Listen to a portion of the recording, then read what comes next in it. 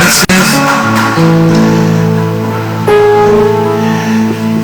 El día de hoy, como siempre, compartimos la palabra y tenemos un tiempo bien especial de meditación en ella. Y el tema que hoy pues nos compete compartir y predicar es acerca de la oración. Así que vamos a orar para ponerle en las manos del Señor nuestra prédica. Padre que estás en los cielos, en el nombre de Jesús, hoy Señor que vamos a hablar acerca de la oración, te pedimos que tu Espíritu Santo nos guíe para que nos dé gracia y entendimiento y que tu palabra pueda fluir para que penetre hasta lo más profundo de nuestro ser y lo que es la oración, Señor, Padre, se quite cualquier velo, cualquier falta de entendimiento y que podamos nosotros aprender cómo ser hombres y en el nombre de Jesús. Amén. Pueden sentarse, por favor. También.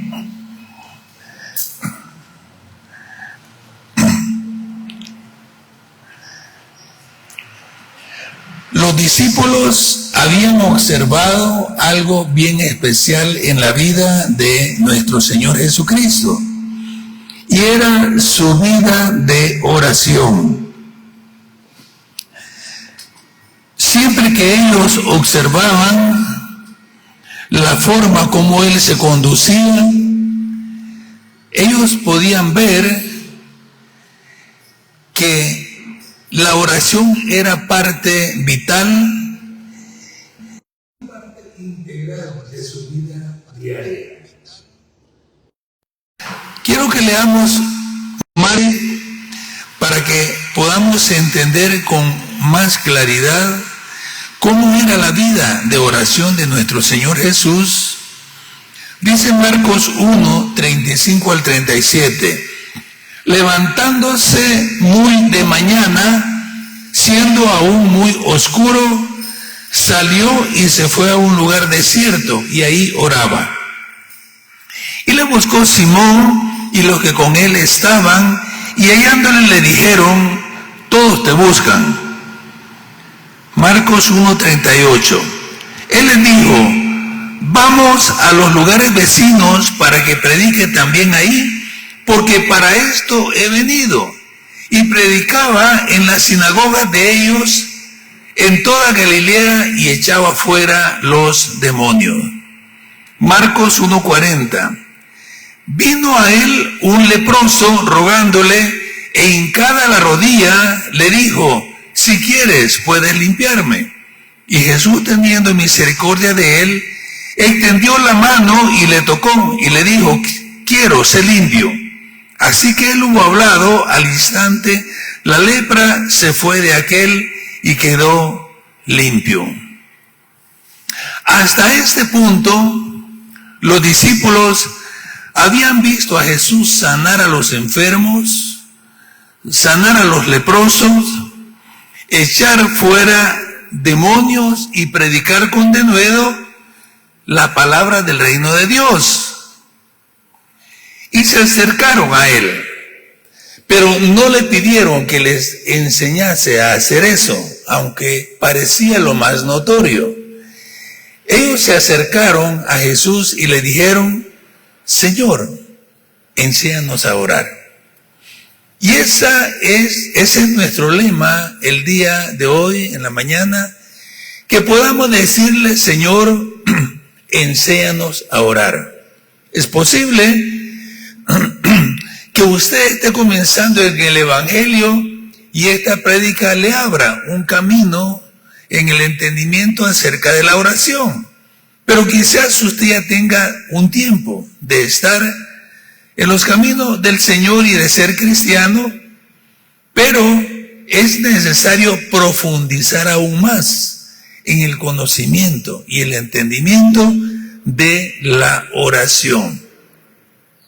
Ya que orar es platicar, hablar con Dios, jamás nos vamos a cansar y vamos a ver como que fuera una pérdida de tiempo, no, sino que vamos a ver que la necesidad irá creciendo aún más, y usted se acercará con un corazón lleno de gozo al Señor, buscando su presencia, y tendrá más, y así sucesivamente. Entonces los discípulos le dicen al Señor que les enseñe a orar. Y vamos a leer Lucas 11:1 para que vean cómo se presentó esto. Dice, aconteció que estaba Jesús orando en un lugar, y cuando terminó, uno de sus discípulos le dijo, Señor, enséñanos a orar como también Juan enseñó a sus discípulos. Ahí está la petición. Ellos vieron la vida de Jesús, lo que acontecía, y llegaron a una conclusión. Lo que Él hace es por la comunión que tiene con su Padre, con Dios, por medio de la oración. Hermanos, en este mundo nada sucede y pasa si no es a través de la oración. Si queremos tener comunión con Dios, debemos de orar. Si queremos ver la mano de Dios en algo, tenemos que orar. Si necesitamos algo y pedimos a Dios, debemos de orar. Todo se basa en la oración. La oración nos comunica la tierra con el cielo. Es la vía de ida y de vuelta hacia el conocimiento y a la relación con Dios nuestro Padre. Entonces Jesús responde de esta manera y les enseña a orar de una manera personal, usando lo que hemos nosotros aprendido como la oración del Padre Nuestro. Ahora, el Padre Nuestro se ha malinterpretado su uso y la forma. Cuando Él comenzó a enseñarle, les dijo que no usaran vanas repeticiones. Porque pensaban los que no eran cristianos, que hacían largas oraciones a sus dioses, la forma de orar era repetir y repetir y repetir, con vanas repeticiones. El Señor les dijo, no usen vanas repeticiones. Sin embargo, en eso se cayó con la oración del Padre Nuestro. Y nuestros antepasados y los presentes nos enseñaron a repetir y a repetir y a repetir el Padre Nuestro. Pero no es así. Esta oración es un modelo, es un ejemplo de cómo debemos de orar. En ella Dios nos da los elementos necesarios que tenemos que tener en cuenta a la hora que nosotros estemos orando. Entonces, es un modelo, es como una pista para transitar en ella en todas las cosas que nosotros debemos aprender a relacionarnos con Dios. Primero, Él les dice que busquen un lugar para orar. Y vamos a ver Mateo 6:6, lo que dice. Mateo 6:6. Mas tú, cuando ores, entra en tu aposento y cerrada la puerta, ora a tu Padre que está en lo secreto. Y tu Padre que ve en lo secreto te recompensará en público. De una sola vez nos deja entrever que la oración tiene una respuesta, una recompensa. Pero lo primero que tenemos que hacer es buscar a Dios en lo secreto, en lo íntimo, en un lugar donde prácticamente nadie nos esté molestando. Búsquese por ahí el lugar, cierre la puerta y ore a Dios en lo secreto, que Él le recompensará en público. Leyendo la palabra y aprendiendo ciertas cosas, encontré un salmo 51:6 que dice: he aquí, tú amas la verdad en lo íntimo, y en lo secreto me has hecho comprender sabiduría. El salmista tenía una relación muy personal con Dios. Todos los salmos son oraciones que él hacía. Y él había aprendido, ¿verdad?, el secreto de estar en el lugar secreto, por decirlo así. Fíjense que David había hecho algo que nadie lo había podido hacer. Había un mandamiento para el pueblo y para los sacerdotes, que solo el sumo sacerdote podía entrar al lugar santísimo una vez al año, y no sin sangre. Y también debía entrar limpio, porque si tenía pecado, moría al entrar en ese lugar. Cuando el arca fue llevada a Jerusalén, David le construyó una tienda. Y miren lo que hacía David. Entraba y salía a la tienda en la presencia del Señor y no le pasaba nada. Dando a entender que como rey, David era un tipo de Cristo. Que cuando él viniera, iba a entrar y abrir camino hacia el lugar santísimo de una vez y para siempre. Él conocía la intimidad de estar con Dios también. Por eso dice, en lo secreto me has hecho comprender sabiduría. Cuando venimos a Dios y hablamos con Él en oración y luego vamos a la palabra, el Señor se revela a nosotros. Nos da sabiduría. Aún Santiago lo dice. Si alguno tiene falta de sabiduría, pídala a Dios, el cual se la dará abundantemente y sin reproche. Entonces, nosotros debemos de buscar un lugar y preparar un lugar para orar. Alguien en una forma extrema me comentaba que una vez que decidió orar, buscó en su casa un lugar para orar y no lo encontró, porque todo era bulla y todo estaba ocupado. Entonces se encerraba en el baño y ahí pasaba su tiempo de oración, como les digo, extremo, pero buscaba un lugar donde poder orar. Ahora, si en nuestra casa sobran lugares donde orar, aprovechémoslo. Lo malo es que teniendo, no lo hagamos, porque Dios nos está diciendo, busca un lugar, cierra la puerta, entra y habla con tu Padre que está en lo secreto.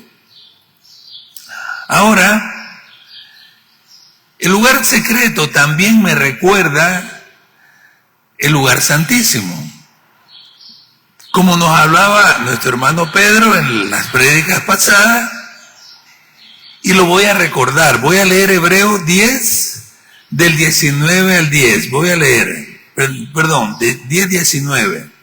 Dice, así que hermanos, teniendo libertad para entrar al lugar santísimo por la sangre de Jesucristo, por el camino nuevo y vivo que Él nos abrió a través del velo, esto es su carne. O sea, tenemos libertad para entrar ahora a la presencia de Dios, así como David lo hacía cuando levantó la tienda en su jardín y entraba, ¿verdad?, a la presencia del Señor. Ahora nosotros en Cristo tenemos libertad. En el lugar secreto, entrar al lugar santísimo. ¿Y cuál debe ser nuestra actitud? Sigamos leyendo. Hebreos 10, 21 y 22 dice, y teniendo un gran sacerdote sobre la casa de Dios, acerquémonos con corazón sincero, en plena certidumbre de fe, purificados los corazones de mala conciencia y lavados los cuerpos con agua pura. Acerquémonos con un corazón sincero, o sea, un corazón limpio por la sangre de Cristo, un corazón lavado por la palabra de Dios, un corazón sencillo, quitando de él cualquier inclinación al mal o al pecado. Acérquense, dice el Señor, entren a ese lugar. Y luego, ¿verdad? Podemos nosotros, con un corazón sincero, dice, y sin tener una mala conciencia, con toda libertad podemos entrar delante de la presencia del Señor.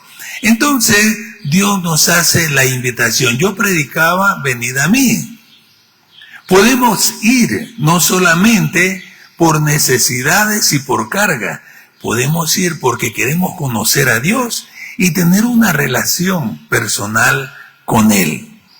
Entonces, Jesús viene, después de hacer esta presentación del lugar, les habla de la oración del Padre Nuestro. Y vamos a leer Mateo 6, versículo 9.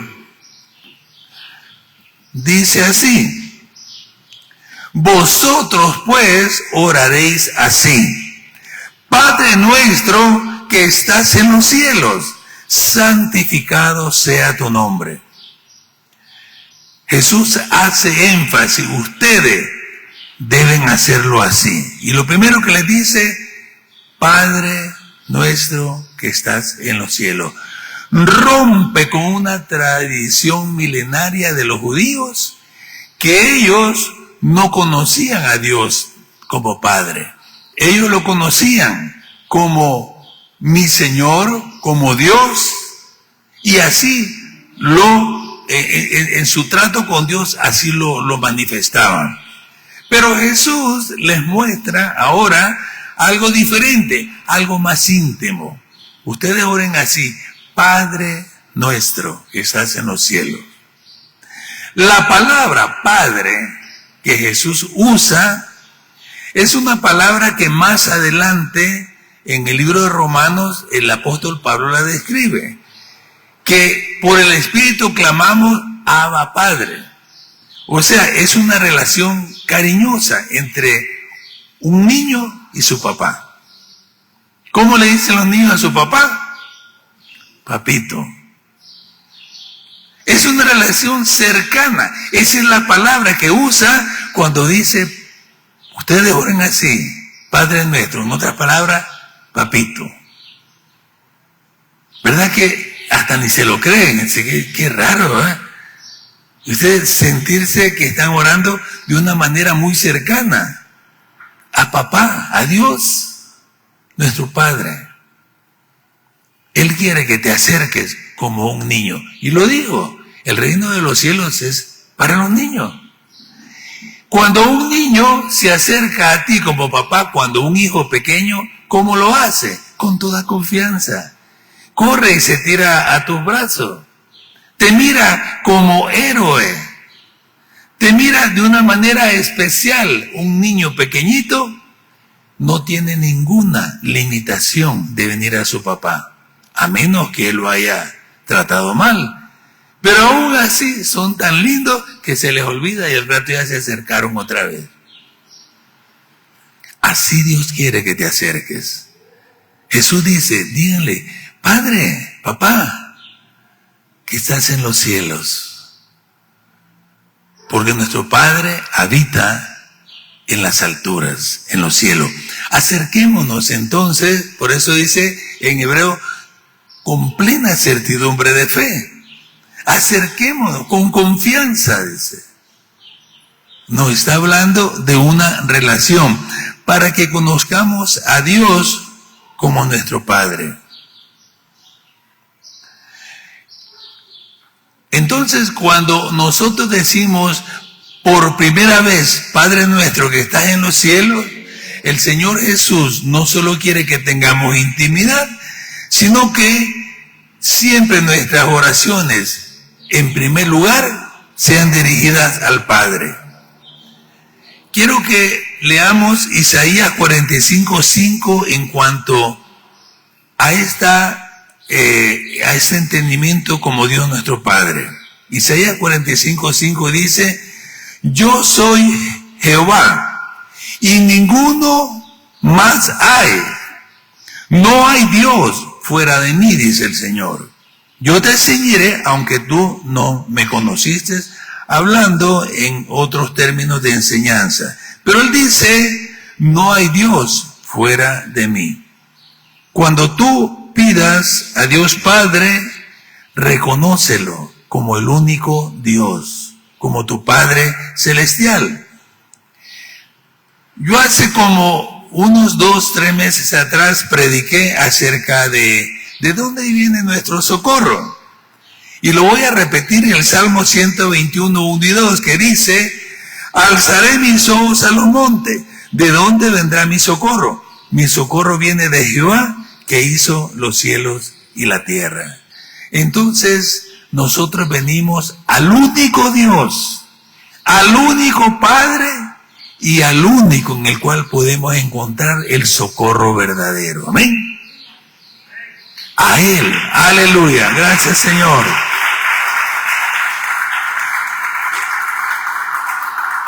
Cuando decimos Padre nuestro, implica lo más grande que usted se puede imaginar. Lo repito, de ahí viene nuestro socorro. Cuando alzamos nuestros ojos es a Él, el único Dios. Dice, no hay Dios fuera de mí. Y los que existen no son dioses, ¿verdad? Sino que son, ¿verdad?, engañadores nada más. Es el único Dios verdadero. Él mismo lo está repitiendo. Él creó los cielos y la tierra. En esa creación, solo Él es Dios y siempre será Dios. De Él son los cielos y la tierra porque Él creó todas las cosas. Y ese Dios nos dice que le digamos papito, Padre. ¿Verdad que es diferente? Lo que pasa es que a veces nos han enseñado que Dios es como el Dios del trueno, porque así eran tal vez nuestros papás que nos gritaban, que nos somataban con algo en aquel tiempo, ¿eh? Y entonces mirábamos a un Dios lleno de ira, lleno de... No, Dios no es así. Él es un Padre. Sí, un día va a hacer juicio contra el pecado. Sí, Él aborrece el pecado y la maldad. Pero a ti, que tú has sido redimido con la sangre de Cristo, te ha hecho hijo de Dios y Él te ama. Sí, nos va a corregir cuando fallamos, pero con amor, con misericordia, para que aprendamos. Entonces, Padre nuestro que estás en los cielos. Luego dice, santificado sea tu nombre. ¿Por qué dice que santifiquemos el nombre del Señor? Porque Dios es santo y digno de todo honor y de toda gloria y alabanza. Cuando veamos la palabra santificado es apartado, como lo leíamos, el único Dios. Pero ahora este único Dios es digno de todo honor y de toda gloria y de toda alabanza. Él es digno que lo alabemos, mis hermanos. Cuando nos reunimos el día domingo, venimos a eso, a reconocer. Solo al venir a congregarnos ya estamos reconociendo que Él es Dios. Al estar acá, nosotros cantamos alabanzas. Pero ¿saben qué? Es bien lindo cuando involucramos nuestro corazón y no solo cantamos por cantar, sino que cantamos con entendimiento. Digno es Él. Santo es Él. ¿Y qué dice? Sean santos como yo soy santo. Aunque somos pecadores por nuestra naturaleza, podemos cada día ir siendo transformados por el poder de Dios. Entonces, dice ahí, ¿verdad? Santificado sea tu nombre. Nosotros tenemos un Dios único, el cual merece también toda la gloria. Luego sale de esa expresión y dice, venga tu reino, Mateo 6:10. Venga tu reino y hágase tu voluntad, como en el cielo, así también en la tierra. ¿Por qué dice venga tu reino? Porque es necesario que el reino de Dios se manifieste en esta tierra. Dice Romanos que el reino de Dios no es comida ni bebida, sino justicia, paz y gozo en el Espíritu Santo. Cuando dice venga tu reino, estamos pidiendo a Dios que la justicia verdadera se haga sobre esta tierra. ¿Cuánta injusticia tenemos hoy en día, mis hermanos? ¿Cuántas cosas pasando en este planeta Tierra y destruyéndose la humanidad? Hay mucha injusticia. Y cuando venga el reino de Dios, va a impartir Cristo la justicia. Luego dice, el reino de Dios es paz. Sin Jesucristo no hay paz. Dice que el impío no tiene paz en su corazón. Pero cuando somos justificados por medio de la fe, tenemos paz por medio de nuestro Señor Jesucristo. El reino de Dios debe venir de esta manera también. También gozo. El reino de Dios es gozo en el Espíritu Santo. Cuando el Espíritu Santo viene a tu vida, tienes la oportunidad de llenarte del gozo de Dios. Llénate del gozo de Dios. Por eso cuando cantamos, pues adoramos. Cuando leemos la palabra, cuando testificamos, cuando estamos en nuestra vida diaria trabajando, debemos de tener gozo en el corazón. Cuando alguien te pregunta, ¿y por qué estás tan contento? ¿Te sacaste algún premio? No un premio. Me saqué tal vez el premio más grande. Tengo a Cristo en el corazón, tengo gozo en mi corazón. Y luego también dice la Biblia que el gozo del Señor es nuestra fortaleza. Muchos no tienen fuerza porque no tienen gozo. Dios te va a dar nuevas fuerzas, pero muestra el gozo del Espíritu. También en el libro de Corintios nos dice que el reino de Dios no consiste en palabras, sino en poder, mis hermanos. Y debamos orar para que el poder de Dios se manifieste. Jesús dijo, el reino de los cielos se ha acercado. Vayan y prediquen y díganlo. Que el arrepentimiento ya es necesario. Dice, sanen a los enfermos, echen fuera demonios, que el reino de Dios se ha acercado. ¿Por qué? Porque el reino de Dios es poder, mis hermanos. Jesús es el mismo hoy, ayer y por los siglos. Alguien puede decir, no, es que Jesús sanaba antes. No, Él sana hoy. Y va a sanar también los próximos siglos. Dios no cambia. Jesús no cambia. Él es el mismo. Ahora, pero Él dice, pero cuando yo venga y haré fe en la tierra, Dios lo que quiere es que tengamos fe. Que pidamos, Señor, venga tu reino de poder se manifieste. No solo aquí en nuestra iglesia. Se manifiesta en Cobán, se manifiesta en la Verapace, se manifiesta en Guatemala. Señor, venga ese reino de poder, lo necesitamos, amén. Aleluya.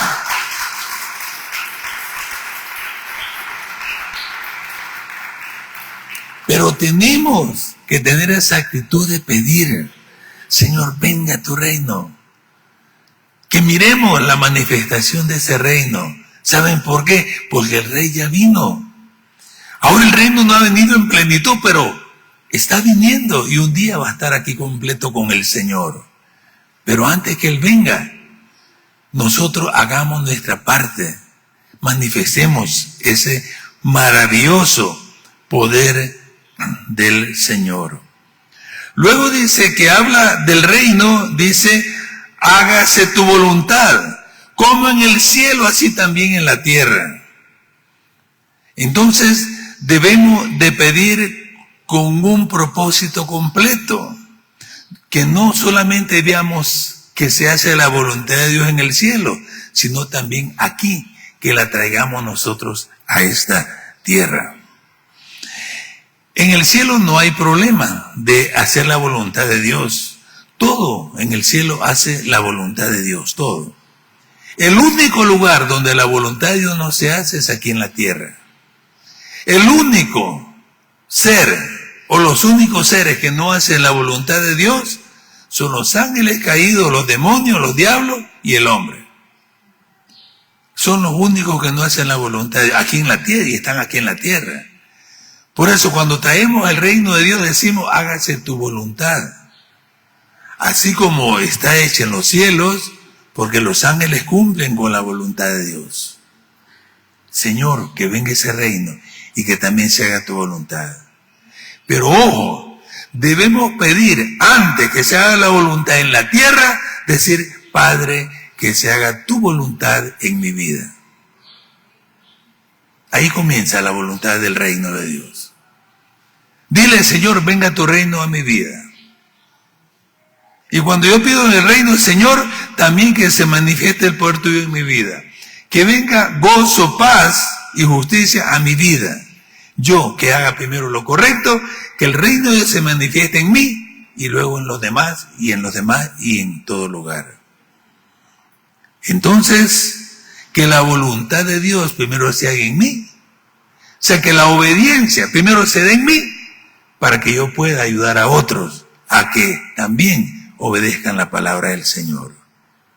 El ser como Cristo, eso significa hacer que la palabra de Él se cumpla en mí para después decir a otros que hagan lo mismo que yo hice. Pablo lo decía, invítenme a mí así como yo invito a Cristo. Y cada día yo puedo decirle, ¿verdad? Si hay algo que podemos imitar en otro, es que está viviendo la palabra de Dios. Entonces, venga tu reino primero a mi vida, que se haga tu voluntad, dice, aquí en la tierra como en el cielo. Y luego dice, acá tengo Mateo 6:11, dice, el pan de cada día, dánoslo hoy. Somos animados, mis hermanos, a pedir las cosas que necesitamos. Cuando Él estaba en el Sermón del Monte, Él les dijo unas palabras que se llamaron la regla de oro. Pedid y se os dará. Buscad y hallaréis. Llamad y se os abrirá, porque todo aquel que pide, recibe. El que busca, halla. El que llama, se le abre.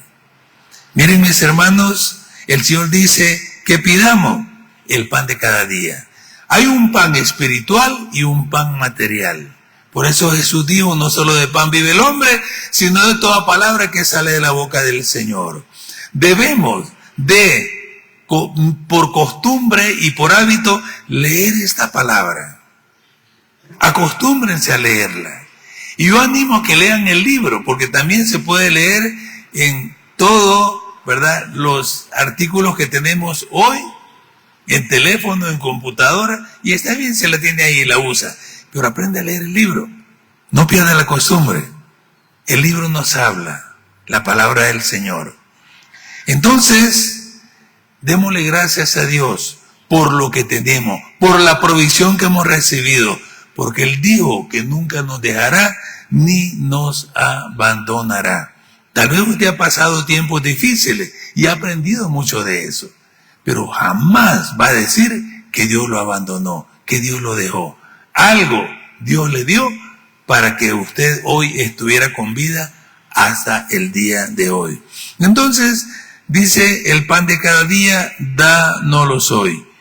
Luego en Mateo 6:12 dice, y perdona nuestras deudas, así como también nosotros perdonamos a nuestros deudores. Este puntito es un poquito difícil, pero hay que aprender a hacerlo también. Cuando no éramos cristianos teníamos un corazón de piedra que no era capaz de perdonar, pero dice que Él nos quitó el corazón de piedra y nos puso un corazón de carne para que podamos amar y perdonar verdaderamente. La primera experiencia que yo tuve con este versículo del Padre Nuestro fue cuando estaba joven en la secundaria y se me acercó un amigo que era cristiano. Y él me dice, Leonel, ¿te sabes el Padre Nuestro? Sí, de memoria. Le digo, ahí nos lo enseñan desde pequeño, le digo. Porque en la religión sí, te enseñan algunas cosas así. A repetir, pero algo te enseñan. ¿Y te lo sabes? Sí, ¿me lo puedes decir? Con mucho gusto y comencé, Padre Nuestro, Cuando llegué, y perdónanos nuestras deudas, así como también nosotros perdonamos a nuestros deudores. Me dijo, pará. Sí, bueno, paré. Tú perdonas a los que te han hecho algo. Sinceramente, ¿perdonas? Yo le dije, no perdono. Porque cuando uno no es cristiano, no perdona. Uno es vengativo. Entonces, ¿por qué estás rezando eso si no lo haces? Me dijo. Y me quedó aquella reprensión y aquella duda. Entonces decidí hacer algo bien interesante. Como todo aquel que busca una salida. Oraba el Padre Nuestro y cuando llegaba a este pedacito me lo saltaba. No lo rezaba. Pasaba al siguiente. Y así lo hice por mucho tiempo hasta que un día conocí a Cristo y aprendí a perdonar. Y entonces ya pude llevar a cabo esa parte. Pero miren cómo es uno. Yo lo quité porque no estaba dispuesto a perdonar. Ahora, muchos cristianos les cuesta perdonar, pero siguen viendo ese pedazo de escritura, ese versículo, y lo pasan por alto. Tenemos que aprender a perdonar. ¿Saben por qué? Porque hay otra parte que dice en la Biblia, que para que Dios nos perdone a nosotros, debemos nosotros perdonar primero. Si usted no perdona, Dios no lo puede perdonar. No importa que usted diga que va a todas las iglesias. No importa que usted diga que es cristiano. No. Si usted no perdona, está trabado en algo que no lo deja continuar hacia adelante. Debe de perdonar para que usted esté libre. Entonces, ahí es bien claro. Perdona nuestra deuda como también nosotros perdonamos a nuestros deudores. Entonces, esa actitud hacia los demás debe de ser de acuerdo a como la palabra de Dios nos lo manda. Ahora, vamos a leer Mateo 6:13, que es lo que continúa. Mateo 6:13 dice, y no nos metas en tentación, mas líbranos del mal. Porque tuyo es el reino, el poder y la gloria por todos los siglos. Amén. Cuando dice que no nos metas en tentación, mas líbranos del mal, estamos pidiendo ayuda a Dios para caminar en la victoria que ya Cristo nos dio sobre el pecado. Y luego pedimos protección contra el mal. Cuando nosotros oremos, entonces recordemos que Cristo en la cruz vino a deshacer y destruir las obras del diablo. Él ya lo hizo. Y cuando tengamos momentos en los cuales algo malo puede pasar, podemos orar y decir, Señor, líbranos del mal. Entonces Dios nos está dando todo lo que necesitamos en la oración para que estemos totalmente protegidos y cubiertos. Y luego termina diciendo, porque tuyo es el reino, el poder y la gloria por todos los siglos de los siglos. Amén. Cuando Dios nos dice que oremos, no caer en la tentación y ser librados del mal, es porque Dios es superior a todo lo que existe. Y si hay alguien que nos puede librar, es nuestro Dios. Hay alguien que nos puede socorrer, es nuestro Dios. Y nosotros No tenemos que pelear ni contra el pecado ni contra el diablo. Cristo ya peleó por nosotros. El diablo quiere que nosotros peleemos con él. Y ninguno de nosotros le puede ganar. Porque él es un ángel caído y tiene cierto poder en lo espiritual. Pero no más poder que nuestro Cristo, porque él es el creador. Y él nos ha dado la victoria. Amén. Aleluya. Démosle ese aplauso al Señor.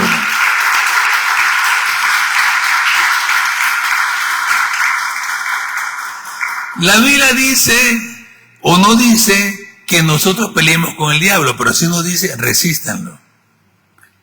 Resístanlo con la fe. Resistan el mal con la fe. O sea que nosotros tenemos una cierta resistencia que Dios nos ha dado. Y hay otra parte en la Biblia que dice que Él no nos dejará ser tentados más allá de lo que podemos soportar. O sea que tú aguante de la cuerda que estiras, Dios no va a permitir que la revientes. Él no va a permitir que seamos tentados más allá de lo que podemos soportar, sino que juntamente con esa tentación nos dará la salida. ¿Por qué? Porque es Él, nuestro Dios, nuestro Señor, que ya en la cruz del Calvario, Él nos dio la victoria. Porque tuyo es el reino, el poder y la gloria, por todos los siglos. Amén. Cuando en la cruz murió, Él dijo, consumado es, ya está hecho. Por eso es que nosotros podemos orar desde principio a fin, dándole la gloria a Él. Comenzamos con el Padre nuestro, el único Dios y Señor. Y terminamos con el Padre que es de Él, es todo lo creado. La gloria, el poder, el reino y todo por los siglos. Tenemos un Dios de principio a fin que es el mismo. Él es el alfa y el omega, el principio y el fin. Él no cambia. Por eso tenemos esa gran seguridad. Ahora, todo lo grande que les he mostrado, el Señor lo deja en una sola palabra, que le digamos, papito, papá, padre, y te acerques con confianza. Es que yo soy el hombre más malo del mundo, puede serlo, pero Cristo murió en la cruz para darte libertad. Mire, pero es que yo no tengo perdón. La Biblia dice que solo uno es el pecado imperdonable, y ese no lo has cometido. La Biblia nos habla de un Dios justo, santo, perfecto. No hay otro. No hay otro como Él. No hay otro como Él. Por eso es que es bien lindo cuando nosotros podemos gozarnos. Por eso David se gozaba delante de la presencia del Señor. David dice que él danzaba. Danzaba con tanta fuerza que hasta remolineaba, dice ahí. Hay una canción remolineando que se llama Porque David lo hacía. Qué lindo sería, hermanos, que el gozo del Señor nos embargara todo. Y un día comencemos a remolinear aquí, ¿verdad? Que comencemos a danzar al Señor. Pero a veces estamos muy afligidos. A veces estamos muy como derrotados. A veces estamos como por el frío muy entumecidos.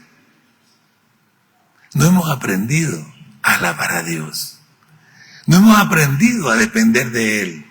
No hemos aprendido a andar en el gozo del Espíritu. Pero podemos hacerlo. Dice la Biblia, ¿está triste? Bueno, haga oración. ¿Está contento? Cante alabanzas. Así es que podemos acercarnos a Dios. Ahora, todo tiene un comienzo para llegar a la oración. Y es que tenemos primero que ser hijos de Dios. ¿Sabe que no es cierto que todos somos hijos de Dios? Todos somos creación de Dios. Pero hijos de Dios solo los que le han recibido y creído que Él murió en la cruz para perdonar sus pecados. Cuando usted reconoce que es un pecador y que está apartado de Dios porque ha pecado, y usted le recibe en su corazón como su Salvador y Señor, dice, mas a todos los que recibieron, a los que creen en su nombre, les dio derecho de ser hechos hijos de Dios, los cuales no son engendrados ni de carne ni de sangre, ni de persona, sino de Dios. Ese es el primer paso. Y hoy lo vamos a dar. Si alguno no ha recibido a Cristo, lo voy a guiar en una oración para que lo reciba y Él sea su Padre. Y luego usted pueda orar diciendo, Padre nuestro, o Padre mío, o mi Padre que estás en los cielos. Antes no, porque no puede llegar a Él. Dios es santo, usted es pecador, no hay conexión. Pero Cristo quitó esa separación de en medio al morir en la cruz para que Él fuera el camino, perdonándolo para llegar a Dios Padre. ¿Lo ven? Entonces vamos a hacer eso el día de hoy. Y voy a pedir que inclinen su rostro en este momento. Los que ya han recibido a Cristo, comiencen a orar diciendo, papito, o padre, o papá, rompa hoy algo en su corazón y tenga confianza de acercarse a Él. Los que ya lo recibieron, pero si usted no ha recibido a Cristo como su Salvador y Señor, nunca le ha pedido perdón a Dios por sus pecados, va a repetir conmigo esta oración y el Señor va a entrar en su corazón. Repita conmigo esta oración y diga, gracias, Señor Jesús, porque tú moriste en la cruz por mí para perdonar todos mis pecados. Hoy yo creo que tú eres el Hijo de Dios y que me has perdonado. Recibo este perdón y te entrego mi vida para que tú seas mi Salvador y mi Señor. Gracias por recibirme hoy y por perdonarme y hacerme tu hijo.